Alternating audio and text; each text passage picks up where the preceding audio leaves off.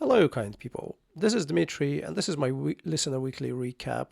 As you can hear, I have not yet recovered from my bug, and this is definitely going to be the shortest video of the 2025 recaps, as there isn't really all that much to say about this puzzle. It wasn't the easiest of the listeners, but it wasn't hard at all, and I must admit I didn't particularly enjoy it. But let's have a look. So it's called Needs Must. It's by JFD. This is not a debut. I think JFD had 4 puzzles in the past. I solved, I think, 2 of them, and I actually quite enjoyed both of those. So let's read the preamble. The preamble is extremely short. 4 thematic entries are clued by wordplay only. Each other clue has a letter misprinted in the definition. The correct letters spell out 2 instructions affecting 20 and 4 cells respectively in the thematic entries, so in those ones which are clued by wordplay only. All modified grid entries are real words. The Chambers dictionary is the primary reference. I'm now worried about it. Oh, okay, all modified grid entries. That's fine. Okay. I was worried a little bit about one particular bit of the preamble. You'll see why. So basically,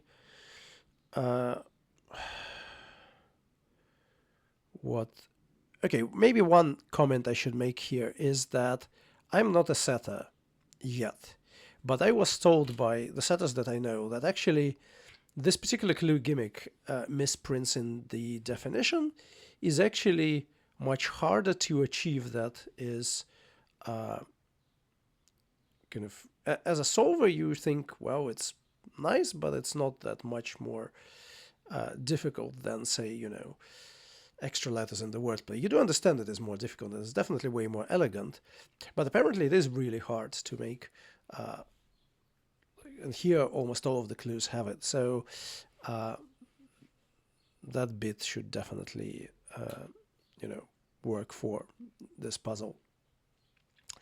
But I think I'll just show you the completed grid, because I don't think I have all that many individual clues to say about. Maybe I should say, maybe 15 down was quite nice.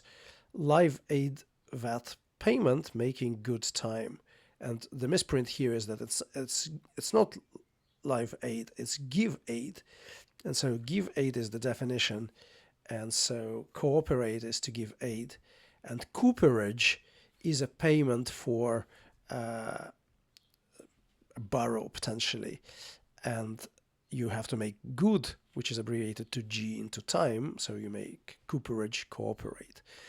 I think that was quite nice. But basically, once you do that, you realize that the unclued entries are, or not the unclued, the ones clued by the wordplay only are Wedding in Cana, San Pellegrino, Volvic, and Perrier. And you realize that apart from Wedding in Cana, which sort of describes the setting, the other 3 are types of water. And so the hidden message says, make 3 transformations, highlight allocation. And so what you need to do is to change water into wine, and so you need to find wines that fit in these entries while making the real words at the crossing entries. And I found that here it wasn't hard at all, because as a nice touch, sort of the transformations leave invariant the country of origin, and so the Italian water gets changed into Italian wine, and this becomes Montepulciano, and as you can see, that leaves real words as the crossing entries. But it was much harder for me with this ones. Montepulciano I know and like, but these 2 wines I have never tried or have never even heard of.